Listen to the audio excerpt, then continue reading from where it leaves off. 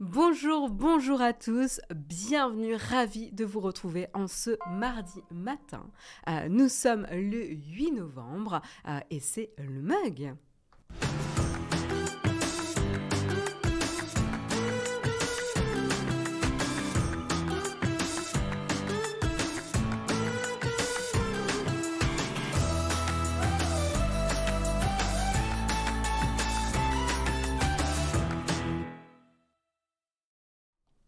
Bonjour, bonjour à tous, j'espère que vous avez la forme en ce mardi matin, je suis ravie de vous retrouver. On va accueillir un petit peu les personnes qui arrivent dans le chat. Salut Baron Marutan, salut Groft, salut Powerloutre, salut Siornewt, salut Akutan, Akutakun, non mais tu vas trop vite là, qui s'est réabonné. Ah, mais dis donc, ça commence bien ce matin. Un grand merci à Bartou, à Akutakun, à Medralik. Un grand merci pour votre soutien, pour vos soutiens et pour nous aider à continuer l'aventure. Un grand merci également à Bistro Pixel. Mais dis donc, vous êtes levé du bon pied ce matin. Ça fait trop plaisir de se faire accueillir comme ça par des abonnements. Un grand merci à vous. En plus, ça fait longtemps qu'on ne s'est pas retrouvés puisque c'était férié mardi dernier. Et donc, du coup, j'avais pas eu le plaisir de faire le mug la semaine dernière. Un grand merci également à Monsterdra pour ton abonnement. Un grand merci pour ton soutien. Salut à toi, salut à toi. Du coup, je continue de saluer un petit peu la chatroom. Salut Deadou49, salut Geek on Stream, salut Lulu Simpson 80, salut Election, salut Stream Elements. Stream Elements, mais c'est un bot? Ah oui, ça a l'air d'être un bot. Je suis en train de saluer le bot là. Oui, qui nous parle d'ailleurs de notre sponsor du matin. Parfait. Comme ça, vous avez l'information. On en reviendra, on en parlera un peu ensemble parce que je trouvais ça assez intéressant aussi. Salut Lag 81 290 Lag, le cauchemar, le cauchemar sur Internet. Salut Natsovan, salut Noirvent et les chats. Alors les chats sont pas avec moi ce matin, mais j'ai une frite. Qui est avec moi ici, vous la voyez. Donc je suis quand même bien accompagnée. Alors je sais pas, frites de bon matin, un peu compliqué, c'est pas forcément ce que je préfère non plus, mais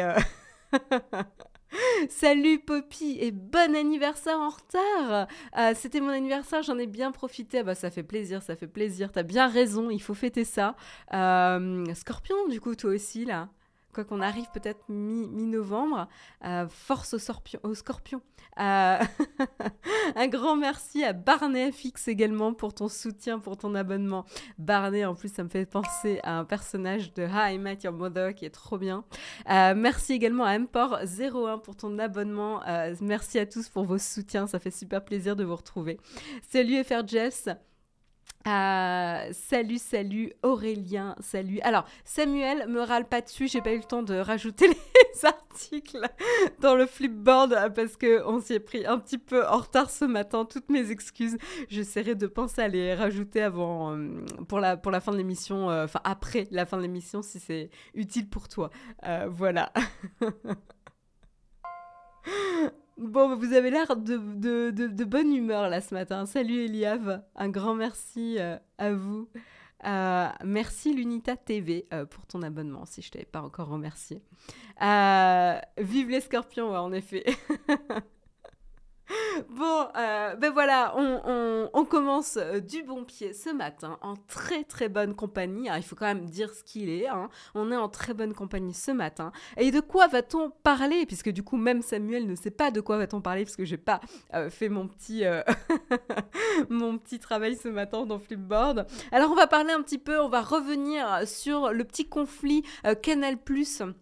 TF1, on en avait parlé d'ailleurs, c'était en septembre, début septembre, on en avait parlé comme quoi Canal+ avait arrêté de diffuser les chaînes du groupe TF1, ce qui avait un petit peu mis en colère TF1 et on peut le comprendre. Et ben ça y est, ils ont trouvé un accord. On verra que c'est pas tout à fait un hasard si cet accord a été trouvé dernièrement, hein, parce qu'il y a une échéance qui arrive pour TF1 qui est quand même particulièrement importante pour eux. Donc ça serait intéressant d'en savoir plus. Alors on n'a pas beaucoup de détails sur le deal, mais on essaiera de parler de ce qu'on sait, voilà.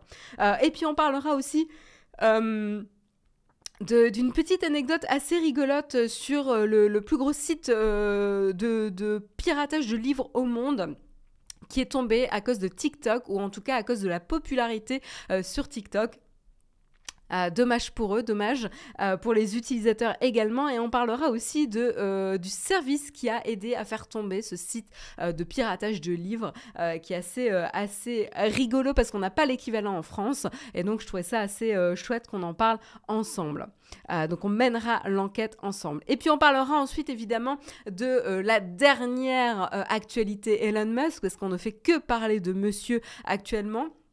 Excusez-moi, j'ai un poil sur le micro. Je l'enlève.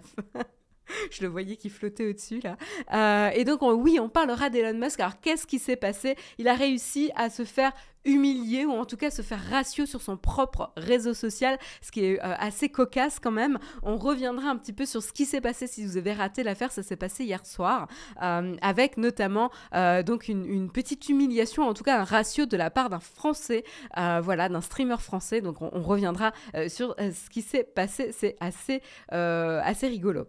Et puis on parlera également de Substack. Substack, c'est donc ce service qui permet de développer une communauté en envoyant des newsletters et notamment en ayant aussi un service de newsletters qui sont payantes. Donc, vous souscrivez à un abonnement et vous recevez une newsletter plus détaillée dans votre boîte aux lettres que la formule gratuite. Et en fait, du coup, Substack essaye un petit peu de muscler son service pour les créateurs de contenu qui développent du coup leur communauté grâce à ce système d'abonnement de newsletter que d'ailleurs Twitter a essayé de répliquer. Et pour cela, ils vont essayer de répliquer ce que fait Twitter puisqu'ils vont permettre... Pas exactement, mais ils vont permettre de développer une communauté et de leur donner en tout cas une plateforme pour chatter ensemble, puisqu'ils ont développé une fonctionnalité de chat, tout simplement. Donc je trouve ça assez intéressant, surtout quand on voit qu'il y a du Slack par-ci, du Discord par-là, du Substack par-là, du Twitter qui est donc pas forcément... sous ses meilleurs augures ou en tout cas sous la meilleure lumière, on va dire actuellement, et du coup ça peut donner envie à certaines personnes de quitter le réseau social et donc du coup c'est potentiellement une bonne opportunité ou un bon moment pour Substack de sortir leur fonctionnalité. Donc on parlera un petit peu plus de quoi retourne un petit peu cette nouvelle fonctionnalité de chat pour Substack.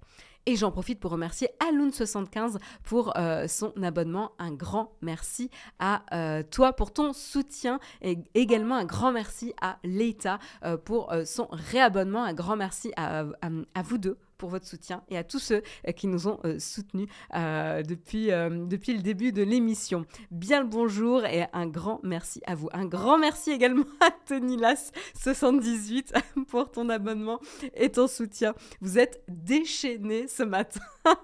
On est au niveau 4 du train de boost. Ça s'appelle le train de boost maintenant. C'était pas le train de la hype ou truc comme ça avant. Ça a changé. Voilà, donc un grand merci à vous.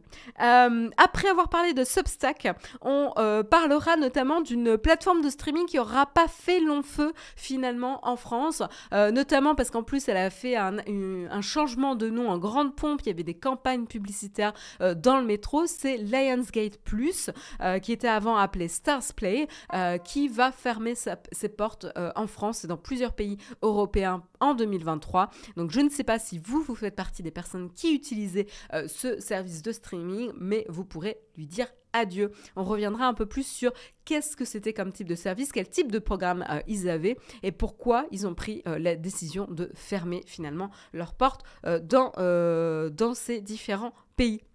Un grand merci également à Planescape Sigil pour ton abonnement et ton soutien. Merci beaucoup. Et puis on parlera aussi d'une autre plateforme de streaming qui fait des siennes, puisqu'on parlera de Apple TV+, et notamment potentiellement l'arrivée de publicité sur le service. Et oui, comme quoi il n'y a pas que Netflix qui se met à la publicité sur sa plateforme, Apple TV+, va y aller également de ses publicités. Et puis, si on a le temps, je dis bien, on parlera, parce que là, on a beaucoup d'articles quand même ce matin, on reviendra un petit peu sur, sur Matter. Alors, j'ai perdu mon article, hop, voilà, j'ai perdu mes réglages. Voilà, je les ai, voilà. On reviendra donc sur Matter. Matter, c'est quoi? C'est le protocole permettant l'interopérabilité des objets connectés où de nombreuses marques sont en train de s'associer finalement pour pouvoir supporter ce même protocole et pouvoir débloquer finalement ce qui bloquait en termes de domotique et d'objets connectés intelligents chez vous pour mieux contrôler votre consommation ou votre utilisation de la maison ou de votre intérieur, de votre logement. Je trouve ça super, super intéressant ce qui est en train de se passer. Ça faisait longtemps qu'on rêvait d'un protocole d'interopérabilité entre les objets connectés. Est-ce qu'on y est? Est-ce que ça y est, la domotique est suffisamment mature pour être adoptée par le grand public? On pourra en parler potentiellement, si on a le temps, en fin d'émission. Je vais quand même essayer parce que sinon c'est un peu la loose. Si je vous parle un petit peu dans le sommaire et qu'on n'a pas le temps de le faire. Voilà un petit peu pour le programme. J'espère qu'il vous plaît parce que j'en ai pas d'autres. Et donc, je vous propose tout simplement de commencer par le kawa.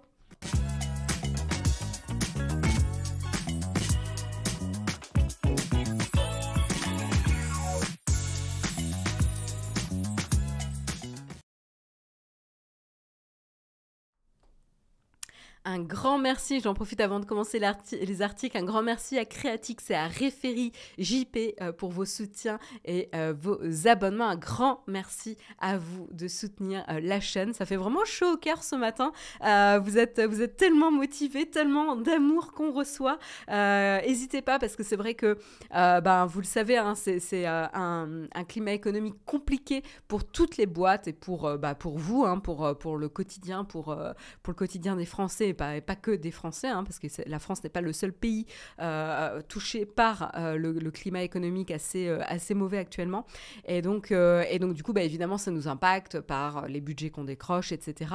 Nous aussi, on serre un petit peu la ceinture actuellement. Donc, un grand merci de penser à nous soutenir. N'hésitez pas aussi, on a Patreon, hein, pour ceux qui veulent avoir quelque chose sans avoir besoin d'y penser durant les lives. Vous pouvez souscrire sur Patreon pour nous soutenir, ça nous aide énormément et ça nous permet de rémunérer tout simplement les personnes qui font tourner la chaîne. Voilà, donc un grand merci à vous.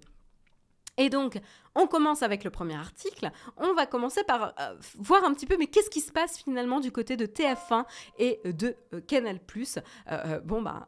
Merci Dr Rictus. J'aime beaucoup le pseudo d'ailleurs. Merci beaucoup Dr Rictus pour ton abonnement. Voilà, on a fini, je crois, le train de niveau 4 terminé. Un grand merci. Et un grand merci également à Loken17 qui a offert un abonnement. Ça, c'est généreux. On est niveau 5 maintenant. Ça s'arrête plus. Un grand merci à Loken qui offre un abonnement. Ça sera une bonne opportunité pour découvrir la chaîne à Mathilda. J'espère que ça va te plaire. Voilà, et donc du coup on va revenir un petit peu sur qu'est-ce qui s'est passé du côté de TF1 et Canal+. Alors, vous vous rappelez, on en avait parlé, du coup c'était début septembre, alors ça s'était passé, je crois même on en avait commencé à en parler, enfin en entendre parler en août, le petit feuilleton TF1 Canal+, c'est à la fin du mois d'août que les deux chaînes de télévision s'étaient brouillées sur les conditions de renouvellement, hein, d'un accord de distribution, c'est-à-dire Canal+ distribue les chaînes ou donne accès aux chaînes de Canal+ via leur bouquet et leur box. Et donc, quand je parle de TF1, du bouquet des chaînes TF1, c'est évidemment TF1, TMC, TFX, TF1 Série Film, LCI, qui sont normalement accessibles pour la clientèle des offres Canal+. Et pour celles et ceux qui passent par TNT satellite.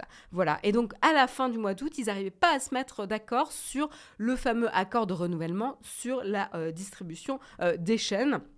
Et donc, faute de trouver un terrain d'entente, Canal+ s'était mis à afficher un écran noir qui expliquait un petit peu la situation. Alors, je ne sais pas si vous vous rappelez un petit peu de ce fameux écran, mais il n'était pas joli quand même. On avait donc un message comme quoi le groupe Canal+ contraint de renoncer à la diffusion de TF1, TMC, TFX, TF1 Série Film et LCI dans le cadre de la distribution de ces chaînes par le groupe Canal+. Le groupe TF1 a manifesté sa volonté de revoir profondément ses exigences commerciales à compter du 31 août 2022.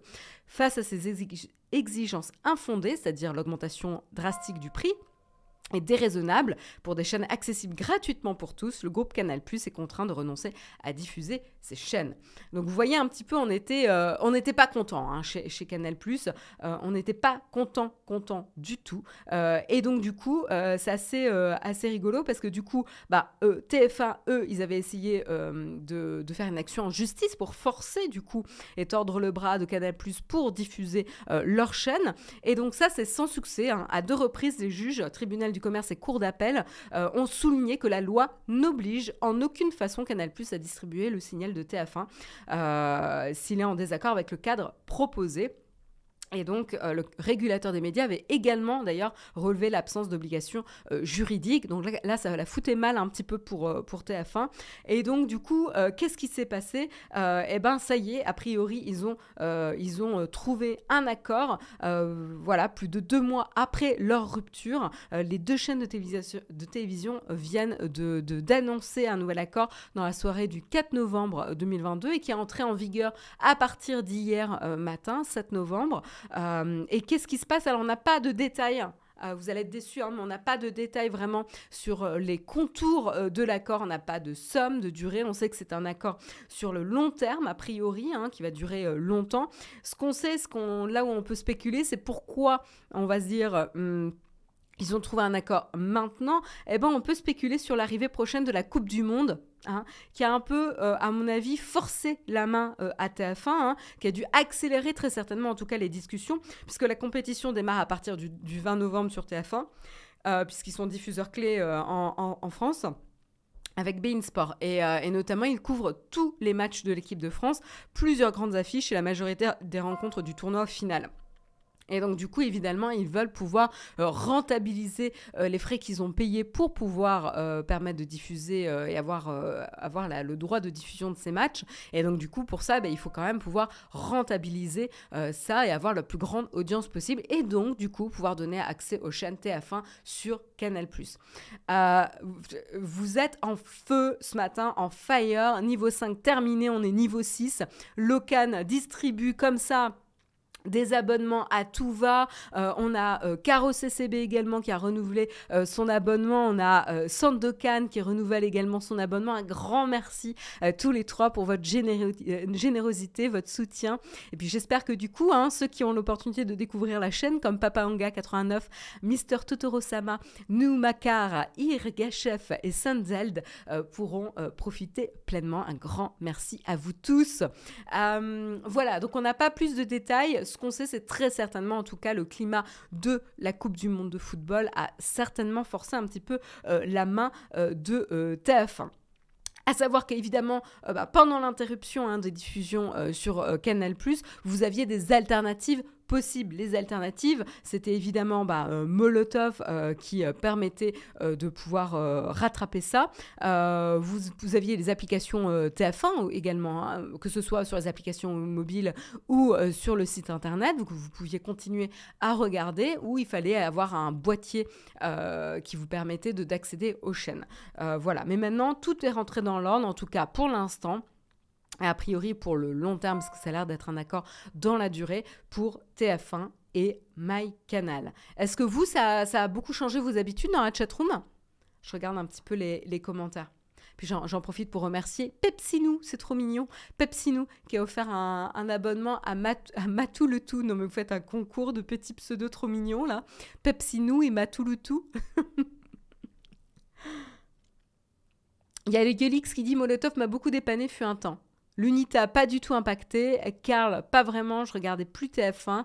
Tactitoad. Oh, c'est trop mignon, Tactitoad.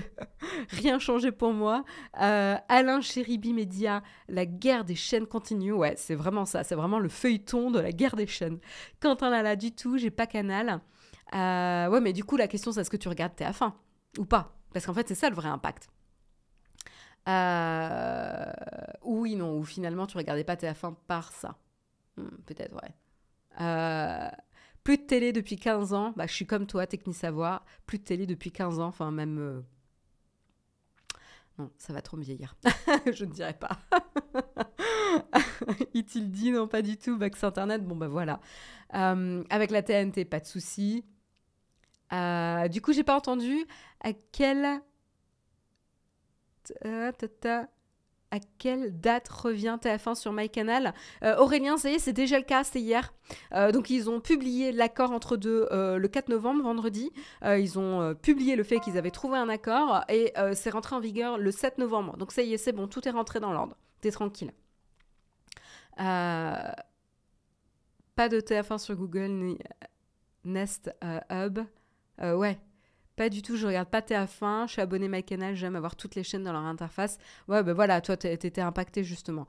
Je dis pas de bêtises, l'app MyTF1 n'est pas dispo sur Apple TV. Oui, il me semble, ouais. On en avait déjà parlé, il me semble que l'application MyTF1 n'est pas disponible sur Apple TV, ouais. Ouais, j'ai juste arrêté TF1, Migraphie, bah on verra si tu y reviens du coup. Hein. On verra. TF1 est payant aussi sur Molotov. Il me semble, oui, Florian. Il me semble que ça fait partie de l'offre payante, ouais. Tout à fait.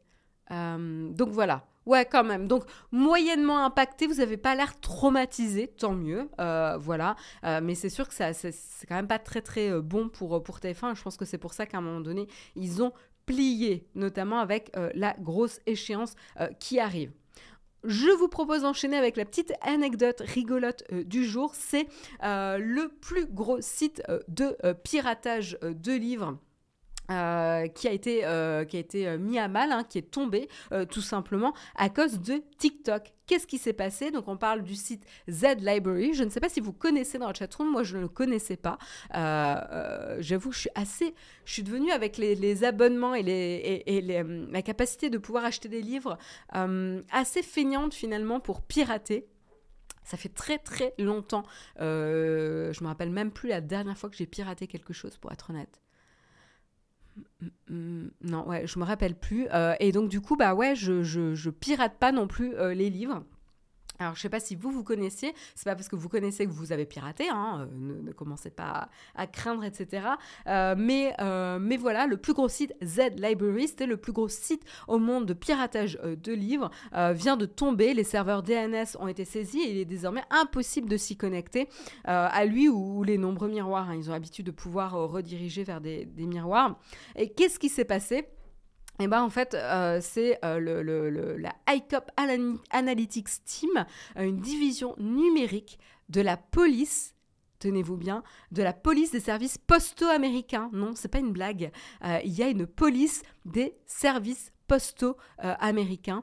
C'est assez rigolo, je ne connaissais pas. Merci beaucoup FRJS pour le rappel. Même si c'est le sujet de l'article, on ne partage pas les sites ou moyens de télécharger illégalement. En effet, attention, on veille au grain. La chatroom ou la team hôtesse là, veille au grain dans la chatroom, donc faites attention.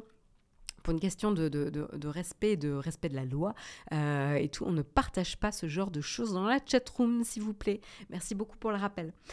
Et donc voilà, donc ce qui est rigolo, c'est que c'est tombé grâce à la police des services postaux américains. Je ne savais même pas que ça existait, et oui. Et donc c'est la United States Postal Inspection Service, qui est une division du coup numérique, hein, que je mentionnais, c'est la ICOP Analytics Team, donc, qui est un service au sein de cette police des services postaux. Et ce qui est rigolo, c'est donc cette police des services postaux, c'est la plus vieille agence chargée de faire respecter les lois devant les forces de police conventionnelles.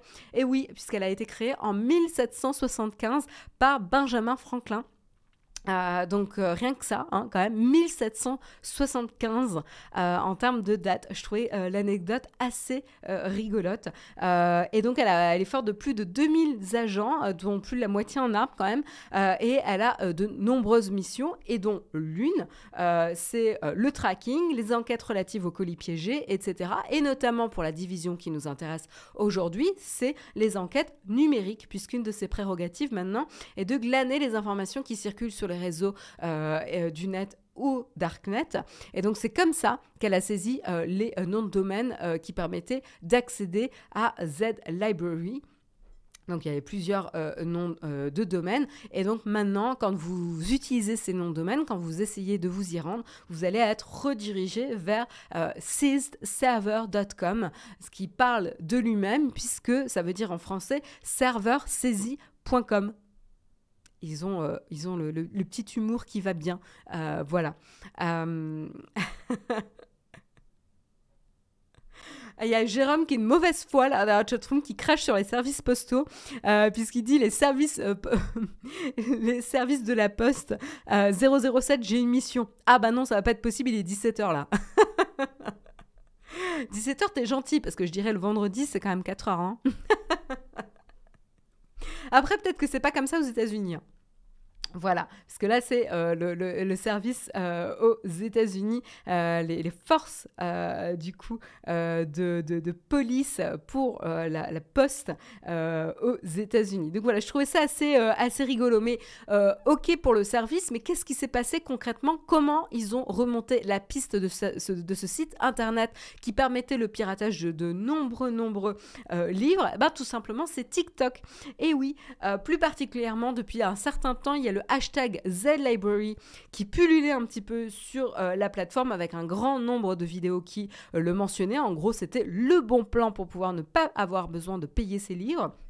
Et donc du coup, ça a fait quand même un grincer des dents, évidemment, la guilde des auteurs qui a commencé à taper du poing. Ils se sont même fendus une communication critiquant le fait que le hashtag ZLibrary sur le très populaire réseau TikTok combine plus de 4 millions de vues en référence à d'innombrables vidéos postées par des étudiants et des lycéens, promouvant le site comme l'endroit par excellence pour aller chercher des livres gratuits. Donc évidemment, en tant qu'auteur, où vous essayez de gagner votre vie en écrivant et en du coup publiant vos œuvres, quand on voit que finalement on n'a aucun respect sur les œuvres et le travail des auteurs en essayant de pirater, c'est compliqué quoi. On le sait. Alors après, il y a évidemment l'équilibre entre quand on est étudiant, on n'a pas tous le pouvoir d'achat qui permet d'acheter tous les livres qu'il faut, etc. Donc il y a un problème d'accès aussi, de pouvoir d'achat. Et puis de l'autre, il y a la reconnaissance et la rémunération des auteurs pour qu'ils puissent continuer à en vivre et que cette profession continue à exister parce que sinon si on n'arrive plus à vivre de ça, il y aura de moins en moins de personnes qui pourra être auteur. Donc voilà, TikTok a essayé de réagir rapidement en bloquant le hashtag, mais ils ont été rapides, mais pas assez rapides pour que ça passe sous le nez donc du coup de cette force de police des services postaux, puisque du coup les autorités américaines sont donc tombées du coup sur le site et ont banni et interdit l'accès au site.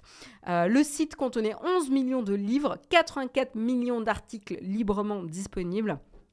Et donc du coup, c'est vrai que ça fait un petit peu mal. Alors ce qu'on peut espérer, c'est vrai qu'aujourd'hui en termes de... Parce qu'on avait la même problématique pour les vidéos, les séries, les films, la musique, etc. Enfin, rappelez-vous, il y a quelques années, peut-être une dizaine d'années ou peut-être un peu moins, on a tous pirater ce type de programme. Et moi, je sais que je le fais plus. C'est ce que je vous disais. Je me rappelle même plus de la dernière fois où j'ai piraté de la musique ou des films ou des séries, quoi. Pourquoi ? Parce qu'en fait, maintenant, les propositions alternatives, sous forme d'abonnement, donnent un accès qui est quand même très accessible. Enfin, je veux dire, quand on se disait qu'un album coûtait, 15 euros ou 20 euros pour l'achat, ça limitait pas mal la découverte des nouveaux albums, etc. Chaque mois, quoi. Et là, en fait, avec un abonnement je sais même plus combien on paye, mais je crois que c'est environ, vous pouvez avoir des premiers abonnements à 10 euros, même un peu moins si vous êtes étudiant, etc. Ça permet d'avoir accès à un catalogue de culture qui est quand même assez important. Alors évidemment, on parle des services de streaming où vous pouvez pas vous payer tous les services, mais c'est quand même déjà pas mal, quoi. Donc tout ça pour dire que j'espère peut-être que pour les livres, c'est vrai qu'il y a des abonnements type Amazon, je me souviens plus comment s'appelle leur abonnement. Il y a un espèce d'abonnement qui vous permet d'avoir des livres mensuels. Je me souviens plus. Alors, c'est pas Audible parce que ça, c'est des livres audio. Mais je me souviens plus. Il me semble qu'ils ont un système d'abonnement. Mais moi, j'ai pas encore été super convaincue par les systèmes d'abonnement. Soit parce que les nouveautés sont super chères ou c'est un peu trop compliqué. Donc j'espère que potentiellement ça va permettre de faire venir un acteur sur les abonnements, peut-être sur les livres, vraiment intéressant, quoi. À voir.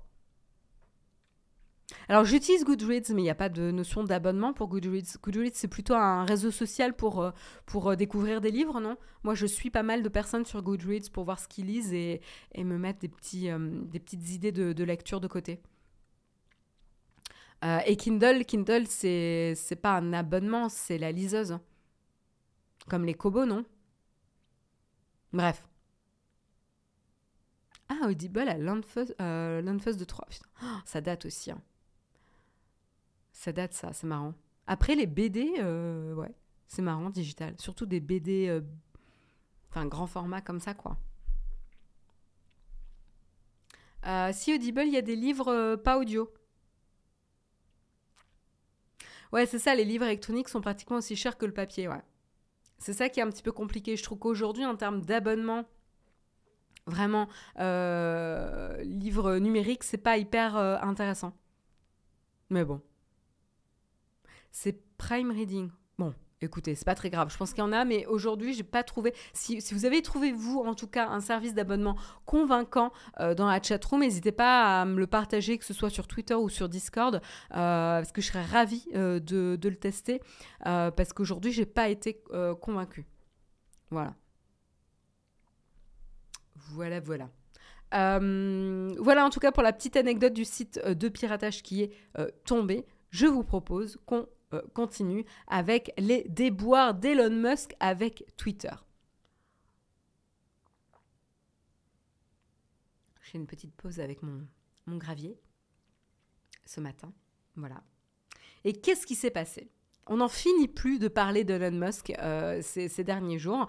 Et quelle est la dernière actualité en date assez cocasse quand même pour Elon Musk. Il s'est fait prendre à son propre jeu de troll, puisque ce lundi 7 novembre, le roi du troll, a priori, Elon Musk, s'est fait troller par plus jeune que lui, puisqu'il s'est fait ratio par un Français de 20 ans, Arcunir, qu'on connaît parce qu'on sait qu'il a déjà interagi pas mal avec le compte Twitter, avec une réponse du compte officiel d'Emmanuel Macron, etc. Donc il n'en est pas à son premier coup d'essai ici, et il a réussi à ratio Elon Musk. Alors qu'est-ce que ça veut dire ? Qu'est-ce qui s'est passé en pratique ? Elon Musk s'est fait ridiculiser en 38 minutes top chrono. Il a tweeté un message, il a partagé un tweet. Comment appelle-t-on quelqu'un qui est maître de la provoque ? Voilà, donc question. Et ça, vraiment, c'est un tweet qui appelle au troll, hein. Voilà, il faut être clair, c'est un tweet qui appelle à se faire démonter. Voilà, donc mérité, il a eu ce qu'il méritait ici. Il ne cherchait que ça, il l'a eu, il l'a trouvé. Et qu'est-ce que Arcunir a fait ? Il a répondu à son tweet et il a répondu « I don't know, but call this ratio ».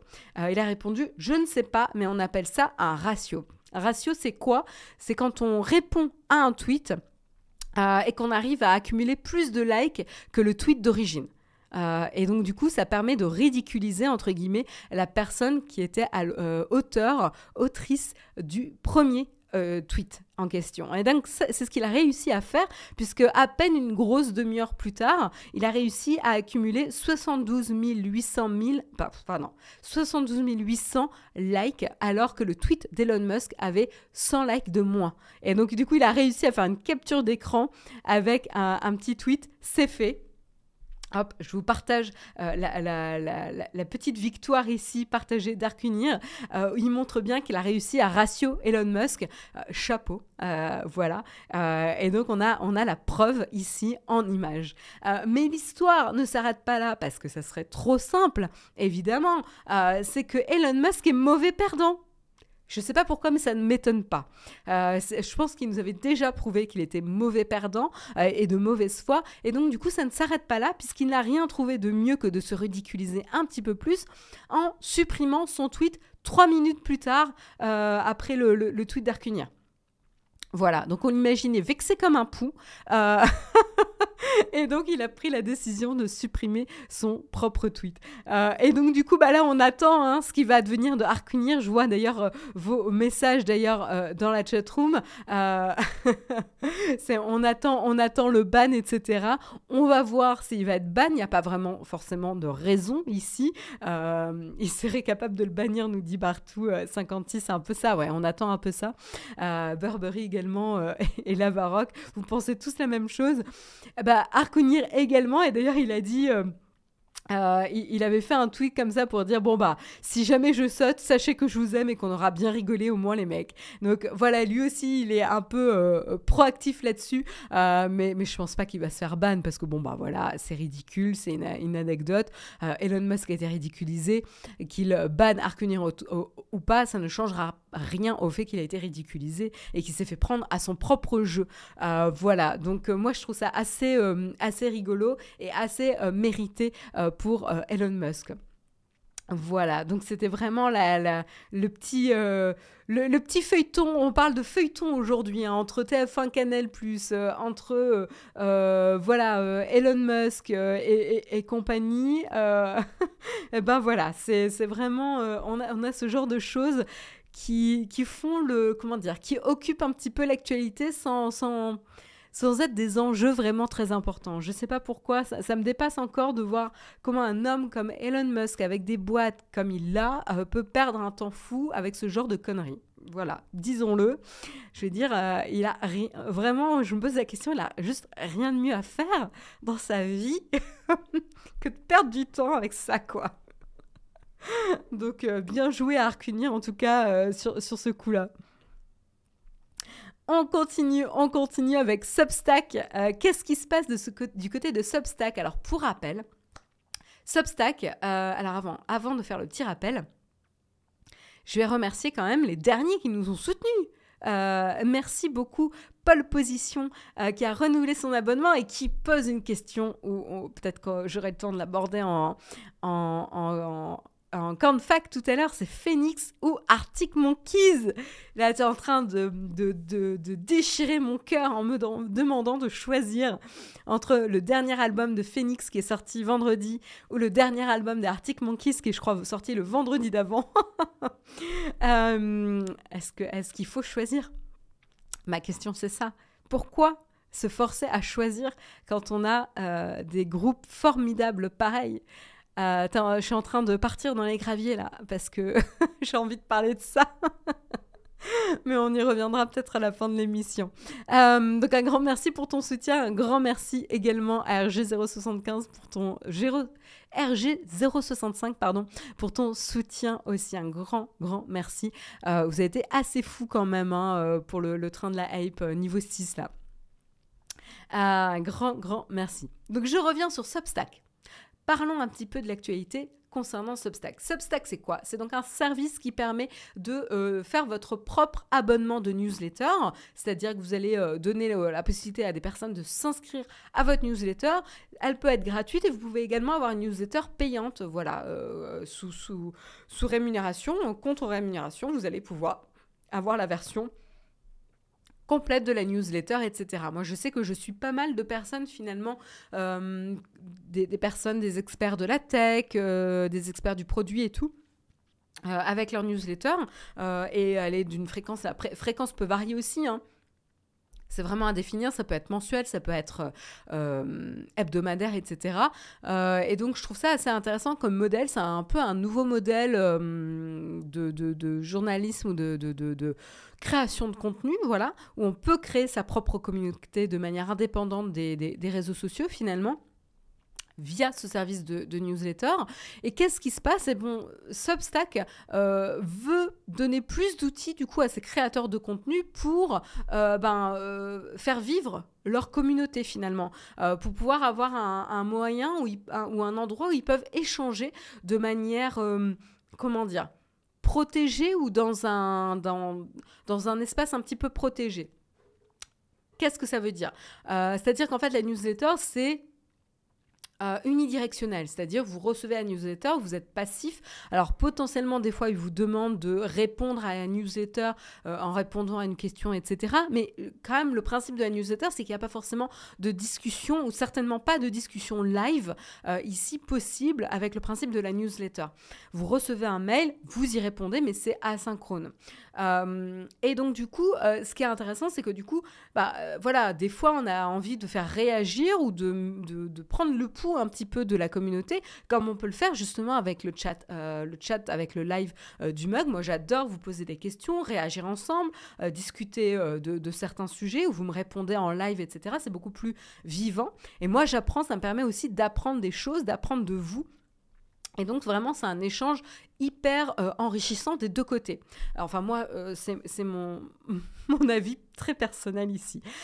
Et donc du coup Substack ont certainement dû écouter les créateurs de contenu qui utilisent leur plateforme de newsletter et ont pu voir aussi une opportunité avec les déboires dans lesquels que vit Twitter actuellement, qui est une plateforme où on peut critiquer un petit peu l'ambiance un peu toxique, et donc on va chercher des alternatives. Alors il y a évidemment des services type Slack, Discord qui existent, qui vont permettre de créer un forum, et on en a un avec Nowtech, justement. On a le Discord de Nowtech qui vous permet du coup de se retrouver entre fans de la chaîne et pouvoir discuter de manière respectueuse et un peu protégée sur des sujets qui vous intéressent. Et c'est pas que la tech, puisqu'on a des chaînes vraiment sur les films, séries, jeux vidéo, musique, etc. Donc un peu tout et n'importe quoi. Mais on le fait dans une bonne ambiance, parce on a tous un point commun, c'est qu'on se retrouve parce qu'on aime la chaîne Nowtech ou qu'on connaît de près ou de loin la chaîne Nowtech, et donc on a envie de se retrouver ensemble entre personnes qui ont ce point commun-là. Et donc là, Substack a proposé, ou en tout cas est en train de lancer une nouvelle fonctionnalité sur ce principe-là, ce principe de chat, le Substack Chat, qui est donc une nouvelle fonctionnalité de discussion qui va permettre donc aux créateurs de contenu de développer leur communauté en ligne, en dehors des plateformes traditionnelles de réseaux sociaux. Voilà, donc clairement, je pense qu'ils l'ont lancé au bon moment, parce qu'il y a vraiment une opportunité ici avec Twitter et le désamour que Twitter est en train de se prendre en pleine face, on va le dire. Et du coup, ça va permettre aussi de simplifier un peu l'expérience, parce qu'on va pouvoir arrêter de faire 36 000 intégrations avec Discord, Telegram, Slack, etc.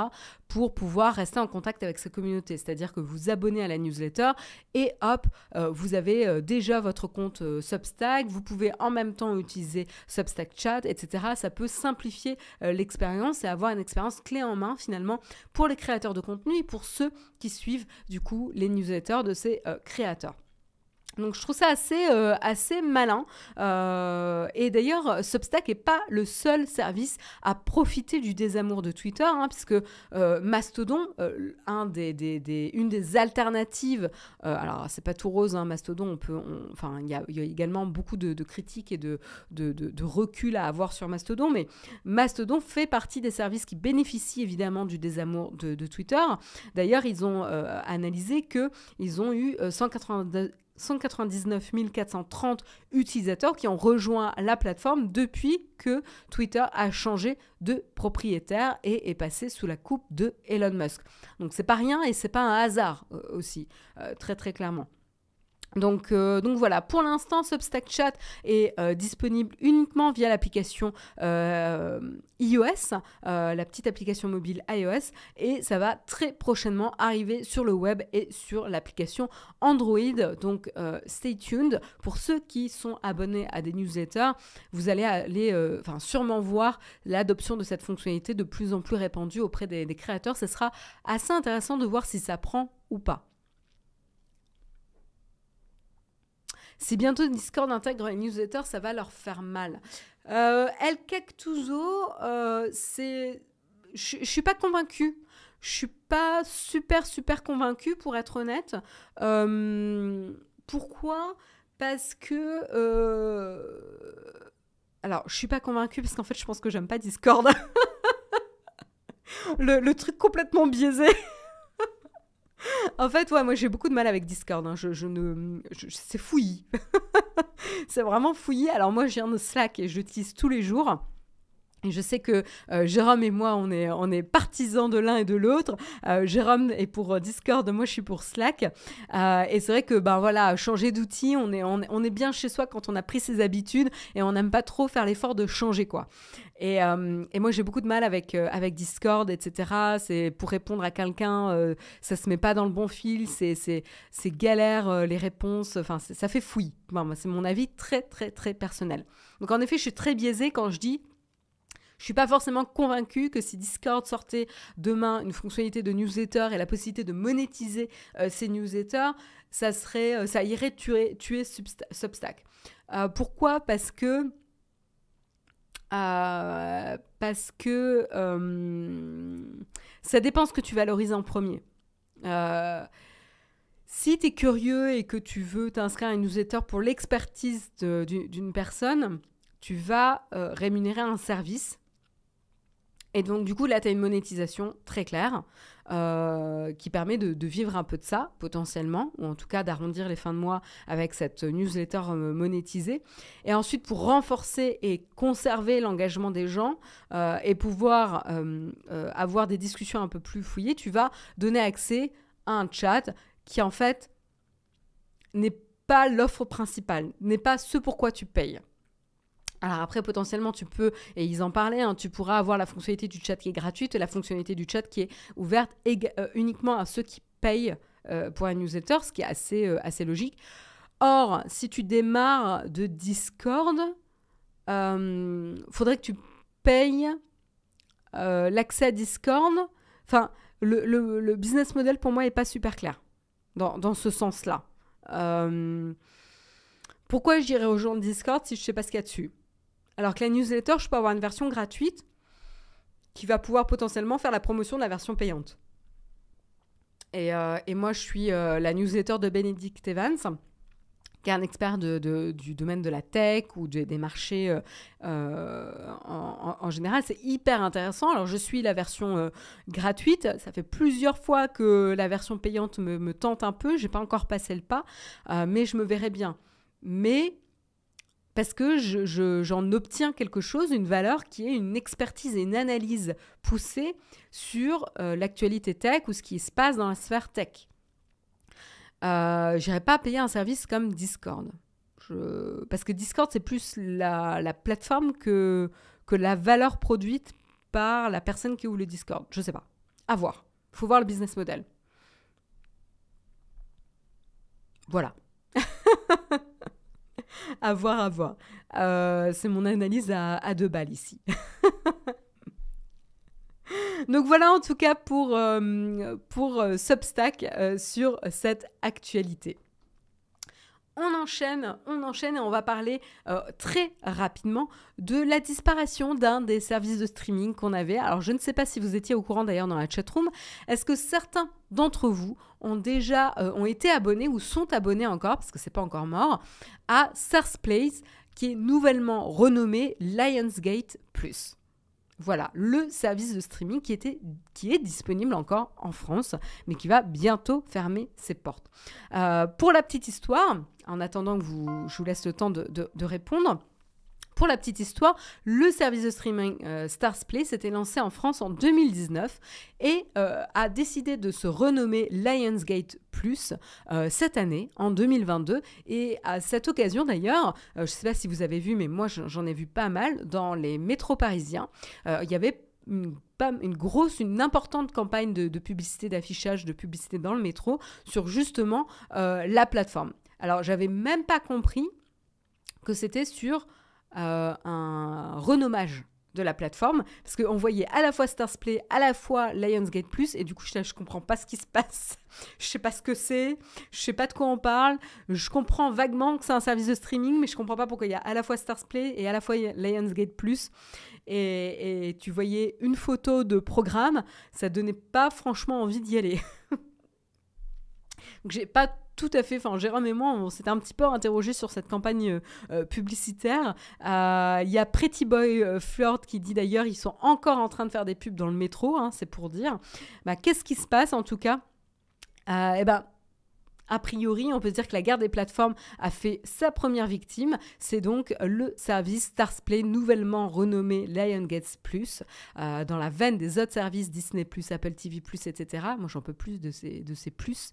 Voilà, donc Lionsgate Plus se retire de certains pays. En détail, la France, l'Allemagne, l'Italie, l'Espagne, le Benelux, la Scandinavie. Voilà.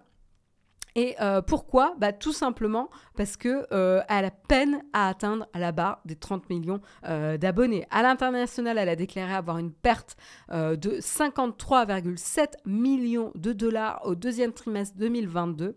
Et donc du coup, voilà, face à cette perte, ils ont pris une solution drastique, une décision drastique, c'est donc d'arrêter l'investissement dans les pays qui ont été cités, donc l'Allemagne, l'Italie, Espagne, Benelux, Scandinavie et la France.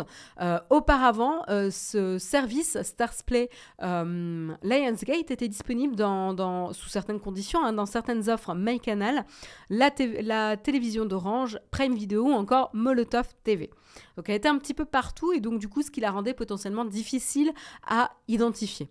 Et par exemple, elle avait notamment une des séries qui, moi, est une de mes séries préférées de ces dernières années. C'est Normal People.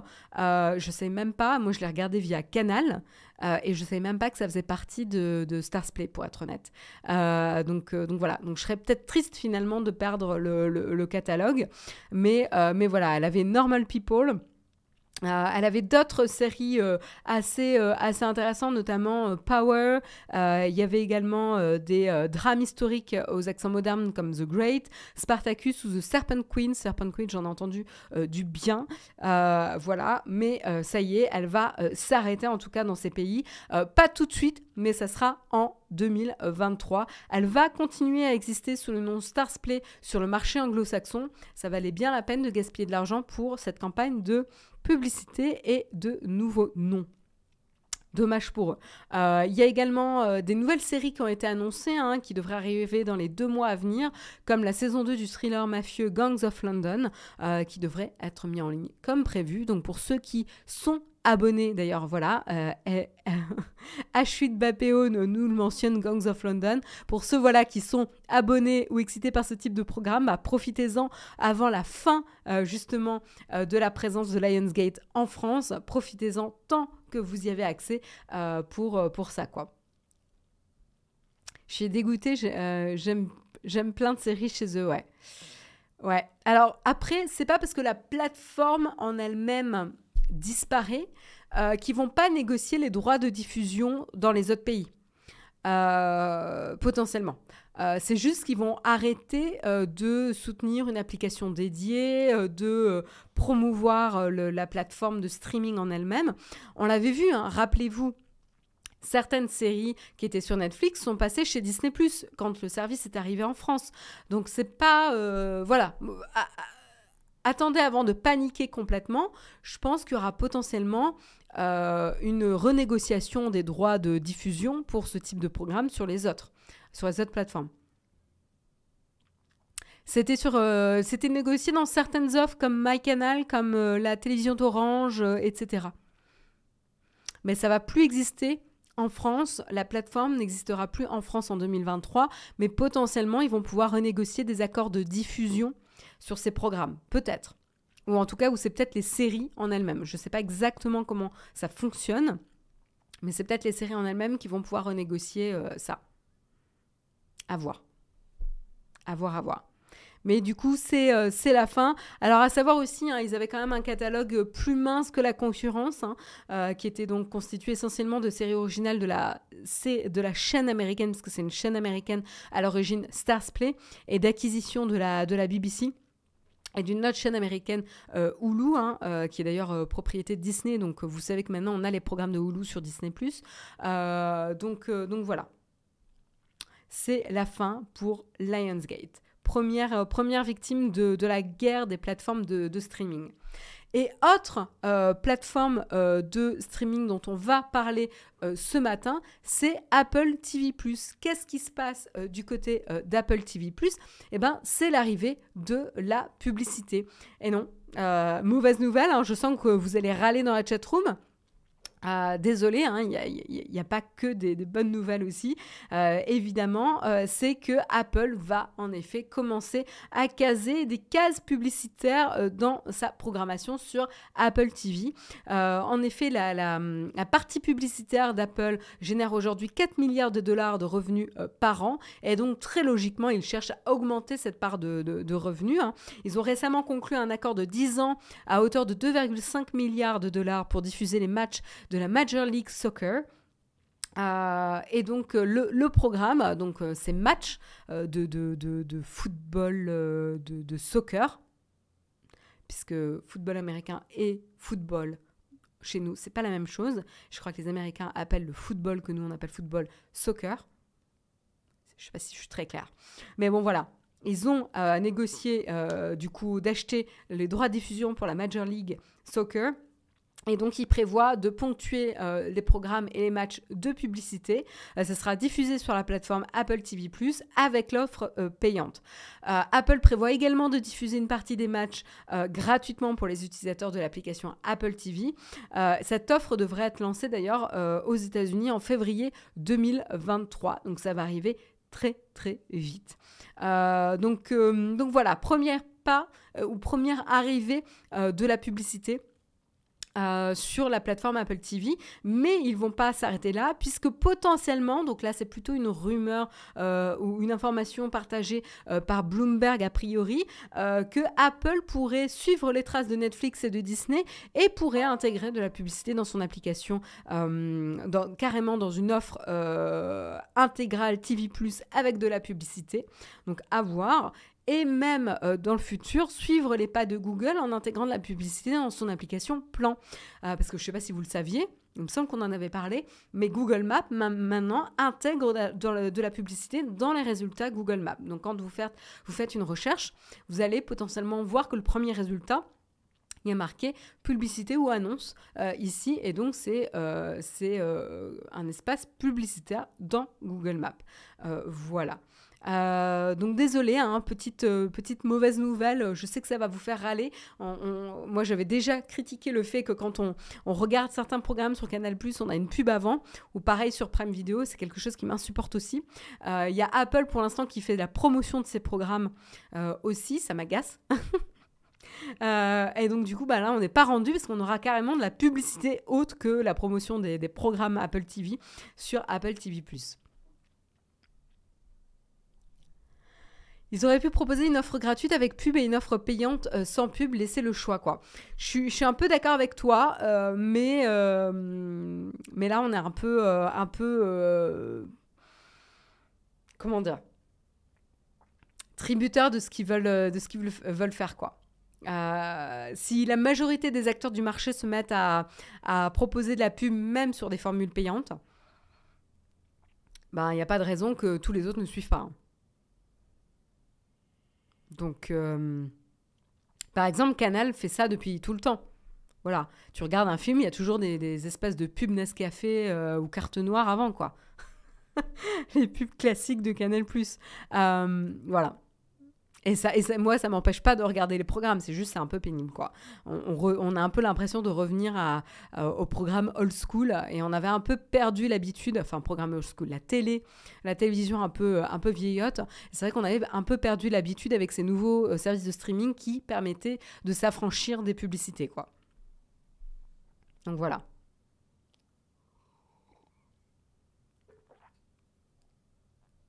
Il y a Slow971 qui dit « J'ai rien trouvé de ouf sur Apple TV+, c'est le premier qui a sauté ».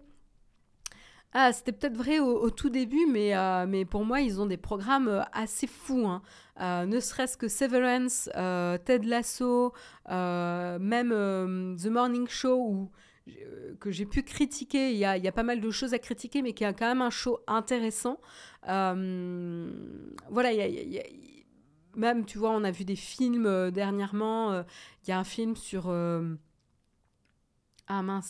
Ray and Raymond avec Ewan McGregor et Ethan Hawke qui était vraiment touchant.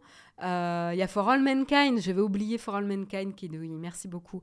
For All Mankind qui est une série formidable The Morning Show, c'est The Jennifer Aniston Show. C'est tellement ça, Oleg. Elle m'insupporte, cette actrice. Je suis désolée, mais elle joue tellement mal, je comprends pas. C'est une catastrophe. Bref. Passons, elle ne m'a rien fait. Mais Ted Lasso, c'est fini, pas renouvelé. Quoi Pourquoi tu me dis ça sur Newt? J'ai pas vu cette info. Tu veux me briser le cœur ce matin? En ce mardi 8 novembre 2022, sur Newt m'a brisé le cœur en disant que Ted Lasso c'était fini. Non, c'est pas possible, j'y crois pas avec le succès qu'elle avait. Bon, je vais vérifier ça tout à l'heure. Flonflon nous dit il y aura juste une saison de plus pour Ted Lasso et finito. Tristesse. Mais c'est pas grave, il y aura Severance saison 2. C'est vrai. Et c'est pas mal aussi des saisons qui durent, enfin des séries qui durent pas trop longtemps, quoi. Parce qu'ils auront fait quoi? Ils auront fait 4 saisons, non? On en a vu quoi jusqu'ici? 2 saisons. Il y a la 3e qui va arriver, je pense. Donc peut-être un total de 4. Je me rappelle plus, j'ai perdu le fil. C'est pas mal, hein, je trouve déjà. Parce qu'après, j'aurais eu peur que ça s'essouffle un petit peu. Peut-être. Mais bon, voilà. Donc voilà en tout cas pour Apple TV avec l'arrivée de la pub. 2 saisons pour l'instant. Ouais. Ok. Bon, je vous propose de faire une petite pause avant de passer à la petite tartine, puisqu'on a encore un petit peu le temps. Et on va faire une petite pause. Hop. Excusez-moi. On va faire une petite pause pour quand même parler de notre sponsor ce matin. Alors notre sponsor, vous l'avez vu, puisque il y a eu le petit message automatique dans la chatroom qui vous l'a présenté, mais c'est ce que je disais ce matin, c'est O'Clock. O'Clock, c'est quoi? Moi, je ne connaissais pas jusqu'à récemment. C'est l'école tech qui va vous former au métier de développeur web en remote, à distance. Pour faire simple, vous êtes à distance mais dans une classe virtuelle, vous suivez les cours. L'objectif de l'école est de proposer aux personnes en reconversion professionnelle ou en demande d'emploi une solution pragmatique pour changer de vie et entrer dans un secteur qui recrute. On le sait aujourd'hui, c'est vrai qu'il y a beaucoup de pays qui sont en galère de recrutement de développeurs web. Et donc, du coup, là, c'est vraiment une opportunité assez intéressante. Donc, du coup, c'est pour ça que O'Clock a donc créé une formation de 6 mois pour devenir développeur web, spécialisation sur une technologie de votre choix, destinée donc aux débutants. Donc, pas besoin d'avoir des bases ou quoi que ce soit, c'est fait pour ça, justement. Cette formation est bien reconnue par l'État, titre RNCP, et l'école propose des rentrées mensuelles. Donc, c'est pas grave, vous n'avez pas besoin d'attendre toute une année ou un moment spécifique dans l'année. Vous pouvez prévoir d'un mois à l'autre. Je trouve ça plutôt bien pensé pour le coup. Et donc, il est donc possible de commencer cette formation à n'importe quel moment. Il est aussi possible de se former de se former en alternance sur des technos spécifiques très demandés dans le marché de l'emploi et même suivre une formation spécialisée en accessibilité du web, qui est quelque chose quand même de très demandé. Bien sûr, ces formations sont payantes.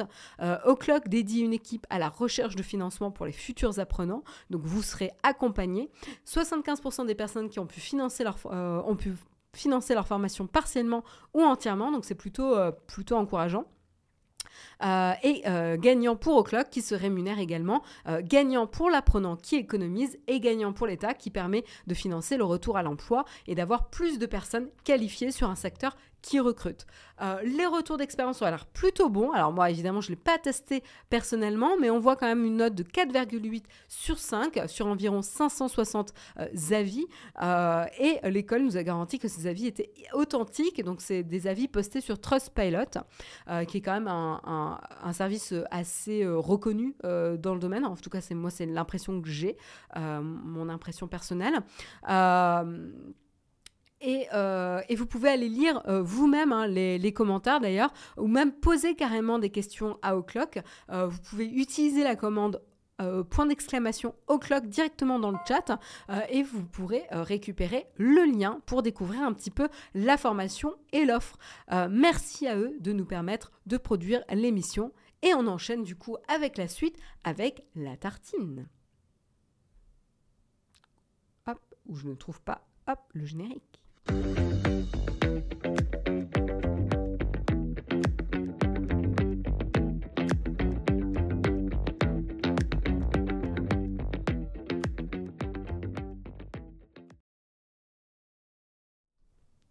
Et donc, on termine avec la petite discussion que je voulais avoir avec vous dans la chatroom. Mais avant d'enchaîner avec la tartine, je vais quand même prendre le temps de remercier Nicolas Sympa, parce que bon, il est sympa, et Zirko33 pour tous les deux nous avoir soutenus et s'être réabonnés pour la chaîne. D'ailleurs, Nicolas nous mentionne que c'est la chaîne préférée. Un grand merci à toi, ça touche.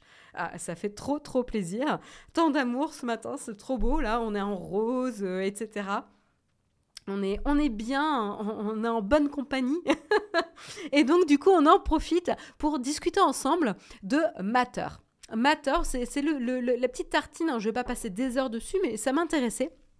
Matter, c'est quoi? C'est le protocole d'interopérabilité des objets connectés pour votre maison, pour votre chez vous, pour votre petit foyer, votre cocon, pour pouvoir gérer vos lumières, votre température, votre alarme, etc. Tout ça de manière coordonnée, potentiellement également des prises connectées, pouvoir gérer la consommation, le thermostat, etc.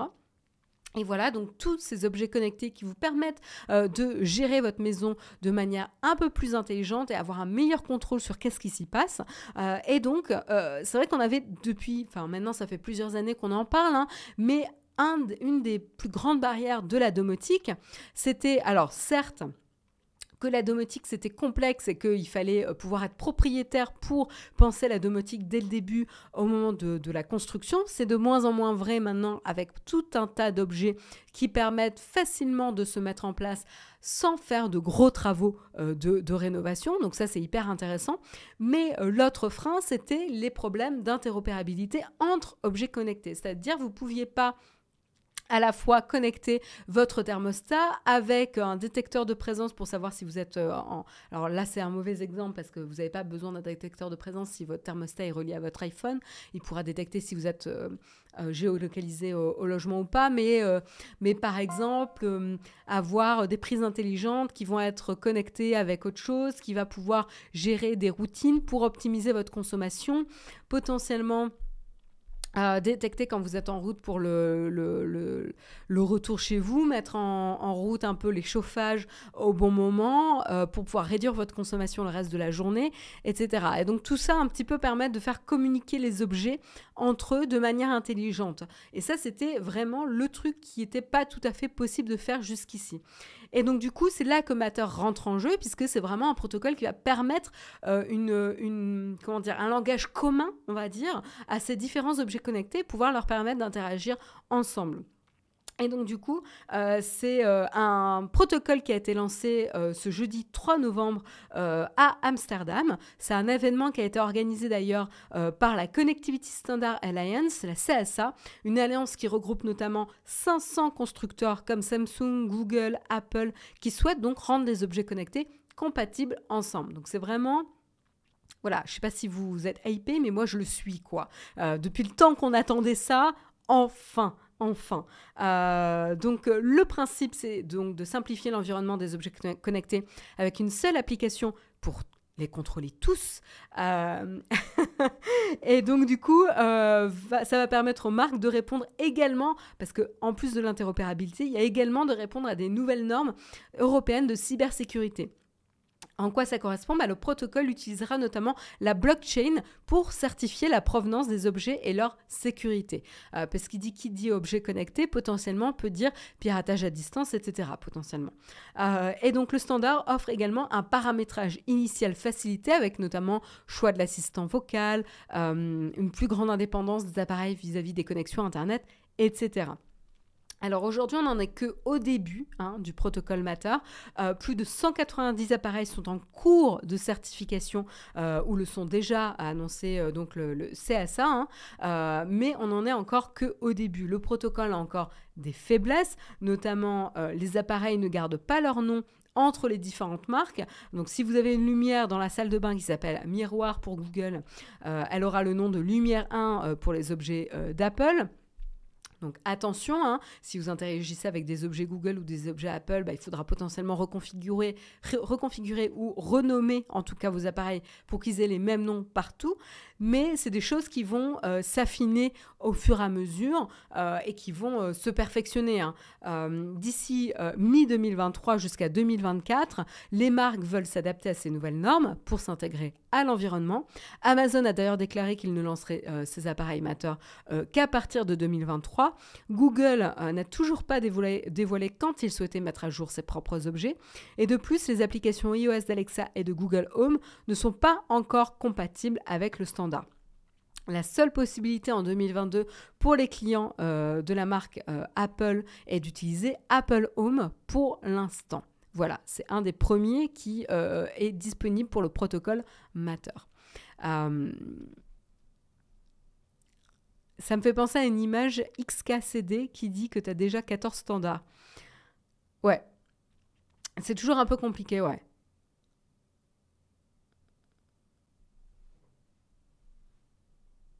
C'est toujours un peu compliqué, mais justement, là, le but, c'est vraiment de simplifier l'adoption, quoi.